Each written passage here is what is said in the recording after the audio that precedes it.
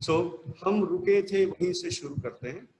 हम ऐसी जगह पे रुके थे कि हमें कॉन्टेक्स्ट के बारे में पता था, हमें एनवायरनमेंट के बारे में पता था, हमें सेंडर के बारे में पता था, हमें मैसेज के बारे में पता था, और हमें आगे बढ़ना। तो आगे बढ़ने से पहले हम ये जरा थोड़ा सा रिवाइज कर लेते हैं, और आज हम हिंदी में ही बात करेंगे, क्योंकि 2-3 कमेंट्स मुझे ये आई है, सर इंग्लिश में थोड़ा परेशानी होती है, तो आप शायद गुजराती या हिंदी में करते तो अच्छा रहेगा। तो those who have requested me to go in Hindi, मुझे बहुत सारी हिंदी तो नहीं आती है, मैं बहुत फ्लुएंट भी नहीं हूँ, तो मुझे जैसी भी टूटी फूटी आती है मैं एक्सप्लेन करने का पूरा प्रयत्न करूँगा।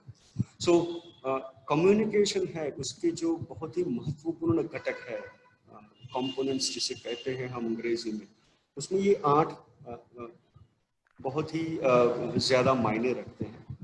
बहुत सारे इसके अंदर भी आ सकते हैं, लेकिन हम उसके बारे में अभी बात नहीं करेंगे, क्योंकि अभी बात करेंगे ये लिटरेचर का क्लास नहीं है, इथोस लिटरेचर में आता है, तो आज हम जब लिटरेचर करेंगे तब हम इथोस के बारे में बात करेंगे, पंक्ति।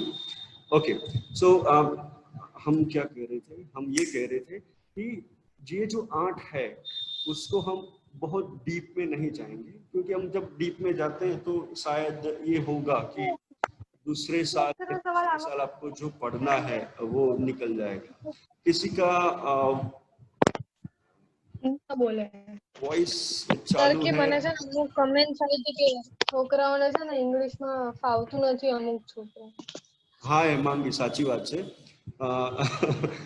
Some because you start from Gujarati medium to English medium, so कभी-कभी दिक्कत हो जाती है, तो it is that only reason that I'm delivering this lecture in Hindi, but मैं पूरा हिंदी में नहीं कर पाऊंगा, मुझे भी पता है, तो जब तक जितना कर सकता हूं मैं करूंगा। So yes, these are the 8 important essential components of communication, and उसमें से हम पहले देख चुके हैं, सोर्स मतलब सेंडर होता है, दूसरा है मैसेज, जो हम किसी को कहना चाहते हैं, पढ़ाना चाहते हैं, पढ़ना चाहते हैं। तीसरा है चैनल्स, कौन से माध्यम से हम बेचते हैं, स्पोकन माध्यम से बेचते हैं या तो रिटन माध्यम से बेचते हैं। और चौथा है जो रिसीव करता है, जो मैंने मैसेज भेजा है जो रिसीव करता है उसे हम रिसीवर कहते हैं। मतलब ये सेंडर का सामने वाला है, अगर सेंडर मैं हूं तो रिसीवर इन दिस केस आप हैं, और आप जो भी मुझे बताते हैं, ठीक है, आप मुझे बोलते हैं अच्छा है, बुरा है, यहाँ थोड़ा कच्चा रह गया, ये इथोस वाला क्या, दैट इज अ फीडबैक। और जब आप रिसीवर की भांति फीडबैक देते हैं तो आप सेंडर बन जाते हैं, और जो सेंडर होता है वो रिसीवर बन जाता है। हम ये प्रोसेस समझ रहे हैं, और उसको विजुअल्स में भी हम ट्राई करेंगे कैसे समझ सकते हैं।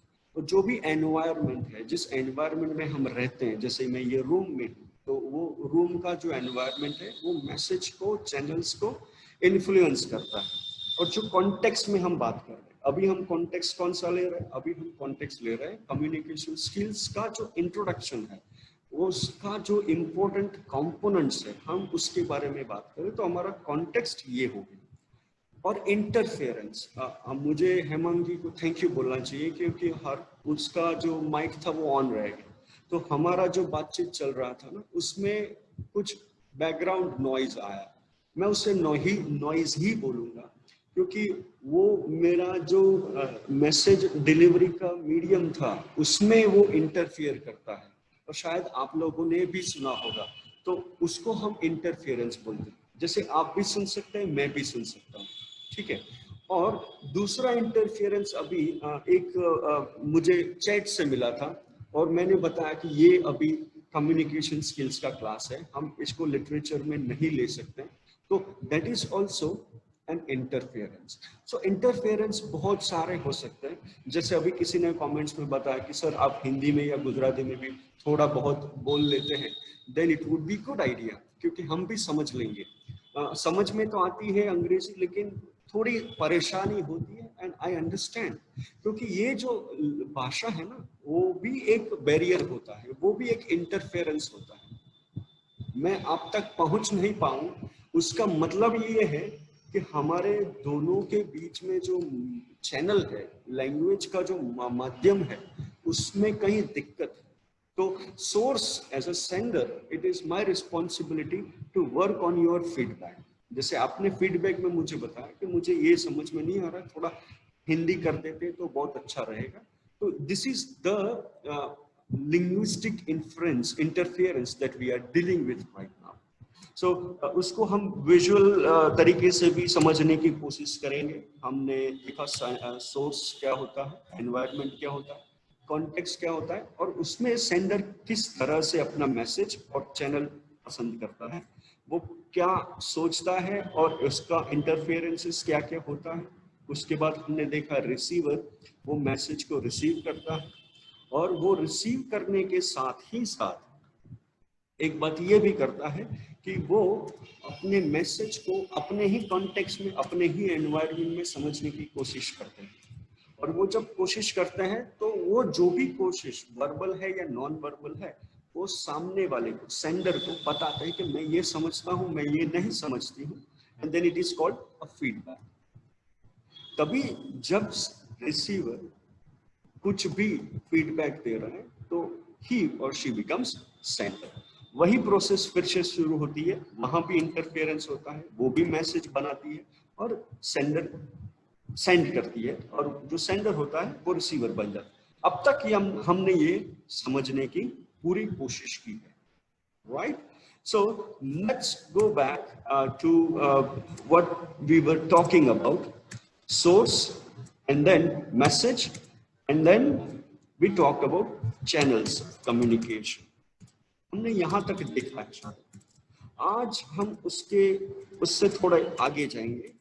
रिसीवर भी हमने समझ लिया, कल हमने पूरी कोशिश की थी, और अब देखते हैं कि क्यों ये वापस आ रहा है, मुझे पता नहीं चल रहा। ओके, नाउ कॉन्टेक्स्ट के बारे में हम बात कर रहे थे, और मैंने बताया था कि कॉन्टेक्स्ट जो है वो पूरा मीनिंग चेंज करने की पोटेंशियल रखता है। जैसे डांसिंग का मैंने एग्जांपल देना शुरू किया था, और शायद हमारा टाइम खत्म हो गया था जूम पे। तो हमने ये बताया था कि जैसे एक फादर डॉटर डांस करते हैं तो उसका कॉन्टेक्स्ट अलग होता है। Husband and wife public place में डांस करते हैं तो उसका कॉन्टेक्स्ट अलग होता है। A man and a woman dances in a public place, it has a different meaning. And when two classmates dance on the college floor, it has a different meaning. Now, when you look at the context and types of context, like let's say in Indian context, it's hard to see a father and a daughter dancing on the same platform. But in a Western context, it's very normal. Husband and wife, आप दांडिया की बात मत करो. Dandiya is a different thing. It's a different culture. I'm not talking of religious functions. I'm talking of normal day-to-day functions where religion is not involved. So आप father और daughter को dance करके नहीं देख सकते. Again, we can include the social context as well. क्योंकि in Christianity, a father and daughter can dance together, right? In Muslim culture, you can't see that. In Hindu culture, besides Dandiya, you can't see that. And husband and wife, maybe in today's generation, they may dance, but your parents' generation or even your grandparents' generation, it would be difficult to see them dancing on a public platform. Somebody is using the mic, and I would request you to kindly okay, let me, I have muted all of you. Okay, so that's how we look at the context in which people come together on a platform, and that sets the context. Now I have posed in front of you 3 questions, and I would like you to answer after a careful consideration. बहुत ज़्यादा जल्दी नहीं है, क्योंकि हम ये बहुत ही आसान सा कम्युनिकेशन स्किल्स, बहुत ही आसान सा सब्जेक्ट है, और मैंने पहले ही सेशन में आपको बताया था कि हम कुछ भी बोले और उसका मतलब कुछ और निकल सकता है। सो आप बहुत अच्छी तरह से सोचें, think before you answer. Who do you think in business meeting will speak first? अगर बिजनेस मीटिंग हो रही है तो उसमें सबसे पहला कौन बोलेगा? The floor is open for any answers, but before you answer, think carefully.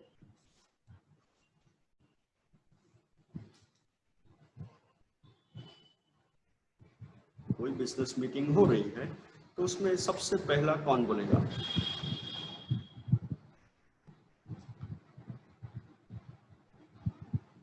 Okay. Let me unmute you so that you can. Yes, somebody speak. You can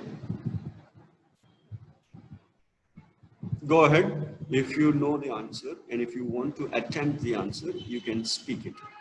Who do you think in a business meeting will speak first?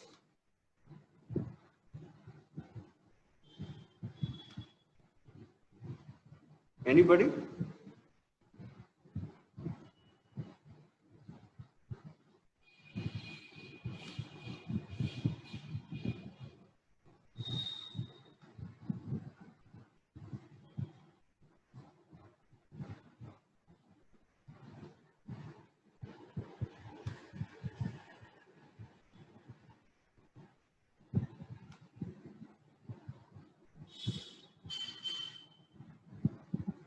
Yes, there is one answer.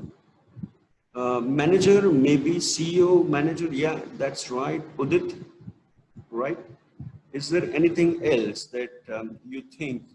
Sir, Yes.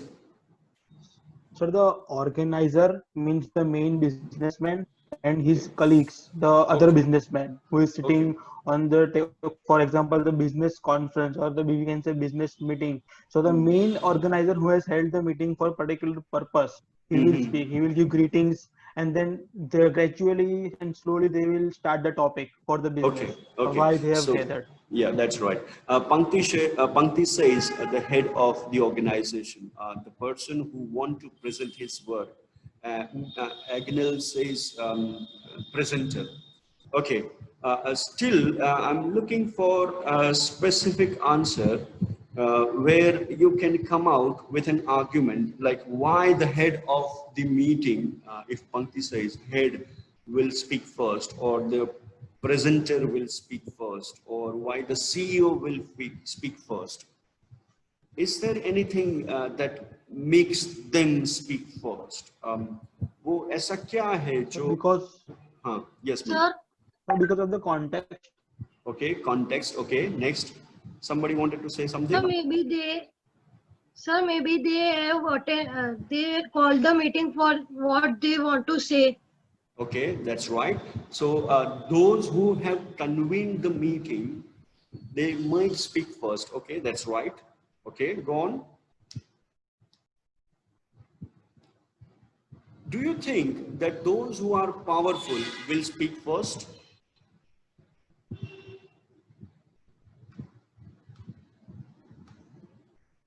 The person who has made a presentation for the main purpose of the meeting. Yes, Agnel, that's right. That's right. Yes, Mikshu. Go on. Sir वो company का जो boss होता है उसका secretary भी first बोल सकता है. Yes, that's right. Okay. So in a business environment, you see, it's not always that the head of the institution or the CEO of the institution will come out and speak first. जैसे बताया कि जो presentation करना चाहता है वो भी बोल सकता है, जो बॉस है उसका सेक्रेटरी है वो भी कह सकता है कि आज हमने मीटिंग क्यों बुलाई है. सो ये कोई भी कॉन्टेक्स्ट में सही है. जब आपको लगता है कि मेरा नीड एंड पर्पस क्लियर है, देन यू स्पीक फर्स्ट. जैसे सेक्रेटरी मीटिंग बुलाता है तो उसको पता है कि मुझे क्या कहना है और क्यों कहना है और कैसे कहना है. So there is a clarity when he stands up to speak. Real life context में भी यही बात होती है। वही बंदा पहले बोलता है जिसके दिमाग में क्लैरिटी होती है, जो सोचता सही है, जो पता रखता है कि मुझे कहाँ कैसे क्या बात करनी है, उसका पर्पस बोलने का क्या है। वो खुद अपने प्रेजेंटेशन को जानता है कि मुझे क्या कहवाना है, मुझे क्या करवाना है और मैं क्या कर रहा हूं। आप मेरे साथ होंगे, मैं ये समझता हूं। तो जो भी कोई मीटिंग है, it's not necessarily it's a business meeting, even in social meetings, if you be observant in your families, आप जब भी कभी गैदरिंग में हो तो बहुत ही अच्छी तरह से ये ऑब्जर्व करना कि मीटिंग में, गैदरिंग में कौन पहले बोलता है। जिसको पता है कि उसको क्या कहना है, कैसे कहना है, किसको कहना है, उसका मैसेज क्या है, ये सब जो पहले कर लेता है वो पहले बोलता है। And that is called initiation. जो मैसेज का इनिशिएट करता है दिमाग से, दिल से, लैंग्वेज से और उसकी बॉडी लैंग्वेज से, वर्बल एंड नॉन वर्बल तरीके से, that initiates the process of communication. And therefore those who are sender, they are the starters. So we can say those who are starters are initial senders. लेकिन हो भी सकता है कि जब मैं खड़ा होता हूं बोलने के लिए तो there is a lot of thinking going on in my mind, और बहुत सारा जब मेरे दिमाग में कुछ ना कुछ चलता रहता है तो मैं ये भूल जाता हूं कि मुझे क्या कहना है। तो उस समय अगर मुझे, जैसे अभी आपने मुझे जैसे रिस्पोंड किया, अगर मेरी बात समझ में नहीं आ रही है तो कोई रोकेगा और कहेगा सर क्या कहे आपने, आप एक बार दोबारा कहेंगे, and then that is the feedback. समझ में आ रहा है? सो ये हो सकता है कि जो बंदा पहले बोले उसका दिमाग में इनिशियल लेवल पे क्लियर है कि क्या कहना है, कैसे कहना है, बट नॉट नेसेसरीली कि वही बात, वही आइडियाज, वही भाषा जो सुन रहा है उसको भी समझ में आए। ठीक है, तो हमें ये बात बराबर समझनी है कि हम कहीं भी हो, हमें जब भी बोलने की आवश्यकता पड़े, हम ये बहुत ही क्लैरिटी वाली बात करें जो सामने वाले को पूरा समझ में आ जाए। उसका मतलब ये हुआ कि the moment we stand up to speak, we should be clear in what we are going to deliver, how we are going to deliver.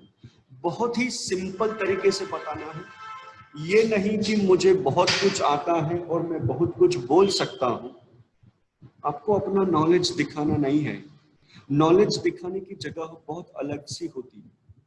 आपको जो दिमाग से और दिल से बात करना आता है ना, वही करना है। शायद इसीलिए हम जब किसी से बात करते हैं तो ये निकल के आता है, तुम मेरी बात कभी नहीं समझोगे। ऐसा नहीं होता, सबको समझाना पड़ता है। If you want to take along people with you in future as business leaders or as entrepreneurs or as teachers or as in any profession for that sake, you have to use language which can pierce into the hearts of your receiver.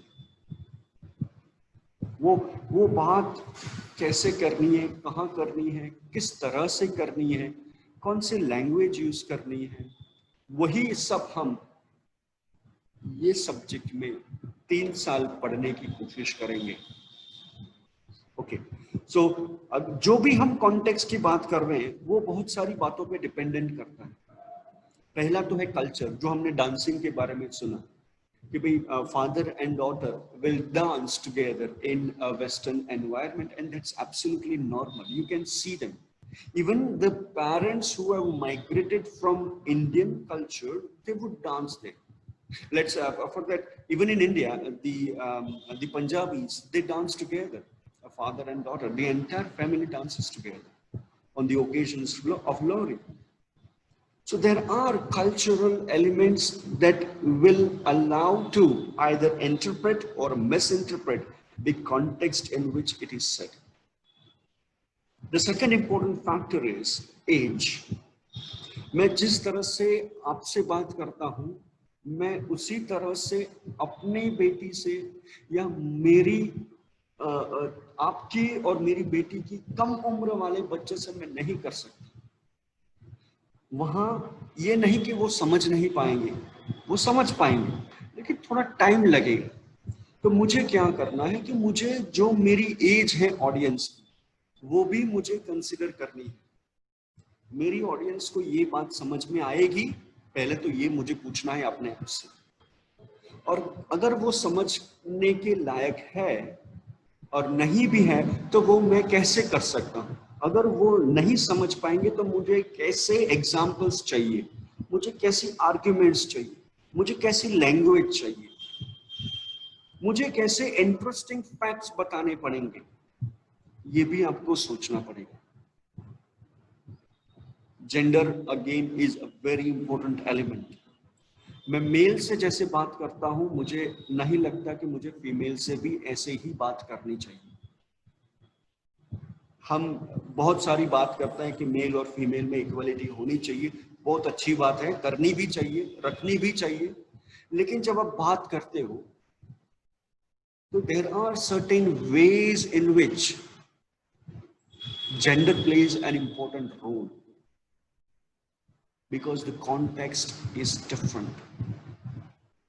दो friends बात करते हैं और एक लड़का और एक लड़की बात करते हैं, सेम टॉपिक होगा, लेकिन उसका जो लैंग्वेज होगा वो पूरा अलग होगा। यू मे आर्ग्यू कि सर आजकल ऐसा कुछ नहीं होता, लड़के और लड़की एक ही कॉन्टेक्स्ट में बात करते हैं, that's fine, but in professional communication it may change, it may change. मैं अपनी मम्मी से जैसे बात करता हूँ, मैं अपने पापा से नहीं बात करता हूँ। हमारे बॉस यहाँ है, वो मेल है, अगर फीमेल होती तो मैं कुछ अलग तरीके से बात करता। आप जैसे मेल टीचर से बात करते हो, वैसे फीमेल टीचर से बात नहीं करते। कस्टमर केयर में जब आपको कोई मेल वॉइस सुनाई देती है तो आप वही टोन से बात नहीं करते हैं जब आपको फीमेल वॉइस सुनाई देती है। सो हमारा जो भी जेंडर है, हम मेल है या फीमेल है, जब हम ऑपोजिट सेक्स के साथ बात करते हैं, कम्युनिकेशन करते हैं, there is some change in our approach to the message that we deliver, and this is a very important factor. और इसको समझने के बाद ही हमें वो कॉन्टेक्स्ट को समझना पड़ेगा, और उसके बाद उसका जो भी मीनिंग्स वो निकाल सकते हैं वो भी एंटिसिपेट करना पड़ेगा, then we are supposed to talk. इसमें बहुत सारा टाइम लगेगा। आप सोचेंगे सर इतने सारे फैक्टर से तो हम बात कब करेंगे? That's really interesting question, because it's so dynamic and it's so minute. इतना सारा जल्दी से हो जाता है कि हमें पता भी नहीं चलता, और हम ये बहुत जल्दी सीख भी लेते हैं। आपको पता है कि जब आप बात करते हो घर के बच्चों से और घर के बुजुर्ग से, तो आपकी लैंग्वेज होता है। आप दादी से बात करते तो भी डिफरेंस होता है, दादा से बात करते तो भी डिफरेंस है। ये डिफरेंस ही है जो हम समझते हैं, और जब हम बात करते हैं तो हम उसको इम्प्लीमेंट भी करते हैं। जब मैं दादा की बात कर रहा हूँ, दादी की बात कर रहा हूँ, तो मैं हायर की भी बात करता हूँ। आप एक ही क्लास में पढ़ते हो तो आपका क्लास में बात करने का तरीका बिल्कुल ही अलग होगा, लेकिन जब आप थर्ड ईयर वालों से मिलेंगे तो आपका बात करने का जो तरीका है वो थोड़ा चेंज हो जाएगा। बिजनेस मीटिंग है, सीईओ है, तो आप सीईओ से अलग तरीके से बात करेंगे, सेक्रेटरी से अलग तरीके से बात करेंगे। लेकिन आपको जब अपना ही लेवल का कलीग मिलता है, अगर आप मैनेजर है और दूसरे मैनेजर से बात कर रहे हैं, तो आप वही टोन में बात करेंगे जो मैनेजर आपको बताता है। आप प्यून से बात करते हो तो प्यून से बात करने का तरीका भी अलग अलग होता है।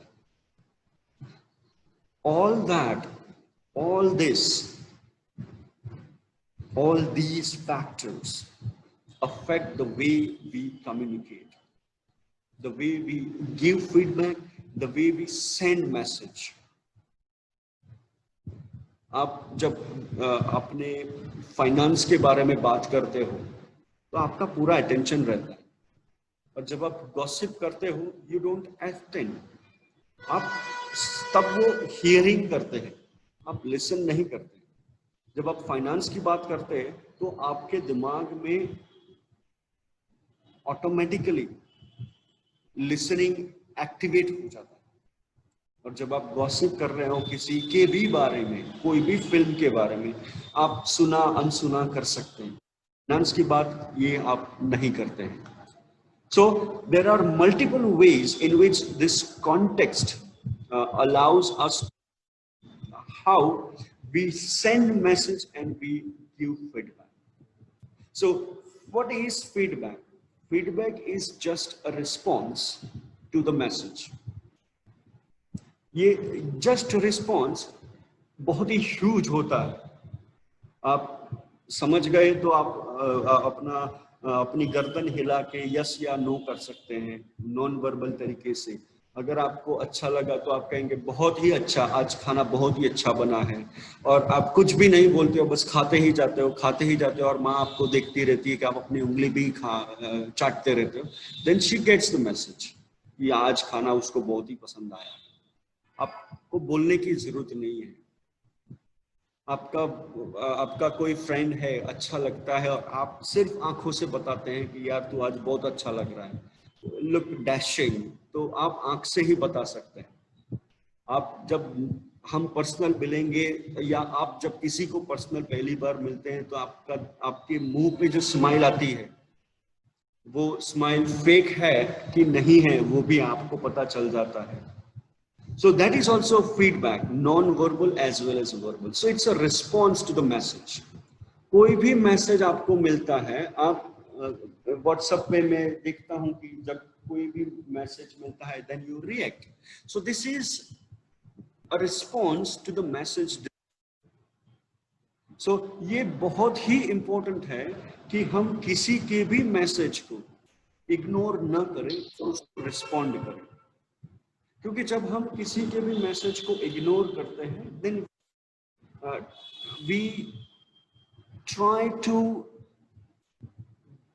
शो समथिंग, और ये जो समथिंग है ना वो अपने अपने कॉन्टेक्स्ट और अपने अपने एनवायरनमेंट के तरीके से लोग लेने लगते हैं। एंड इन दैट केस जब रिसीवर अपना एनवायरनमेंट, अपना कॉन्टेक्स्ट लगाता है, then the problem starts. There are a couple of messages in the chat box that I have not responded. तो वो अपने अपने तरीके से सोचने लगेंगे कि ये मृणाल ने आज मैसेज नहीं किया तो क्या होगा, ये होगा, वो होगा, तो होगा। But those who know me personally will say, okay, ये busy होगा तो शायद मैसेज नहीं किया, otherwise he answers in 24 hours. So message का जो रिस्पॉन्स टाइम है ना वो कितना अर्जेंट होता है उस पे भी डिपेंड करता है। अगर बहुत ही अर्जेंट है then I will respond to you intentionally, and if it is not urgent I will leave out, but that's not intentional, it's unintentional. Read the message and say okay, it can wait for some time.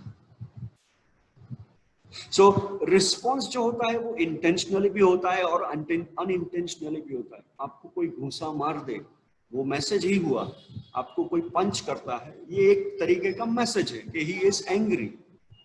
कोई verbal use करता है, कोई non verbal use करता है। जो पंच मारता है वो नॉन वर्बल होता है, और कोई मारने की ताकत नहीं रखता है तो वो कहेगा कि चल यार मैं बोल देता हूँ, गालियां बोलेगा, वो अब्यूज करेगा, ठीक है। But that is a message. आप उसको कैसे रिस्पॉन्ड करोगे? How do you respond that? Somebody has punched you and you think I'm more powerful than you and you hit him on a face. That's a response. So message और response है ना वो Newton के law की तरह हो। What is that Newton's law? Action and reaction. Can somebody remind me in the chat box very quickly? What is that Newton's third law? Action and reaction is equal or something. What is that? Okay, Any science students? Every action has, yes, sir. Every action has equal and opposite action. Okay, Reaction. every action has equal and opposite reaction. That's very interesting. We are bringing Newton's law here. So the message is an action and response is reaction. So if you can understand that way, right? So we have less than 1 minute and we stop here because I don't think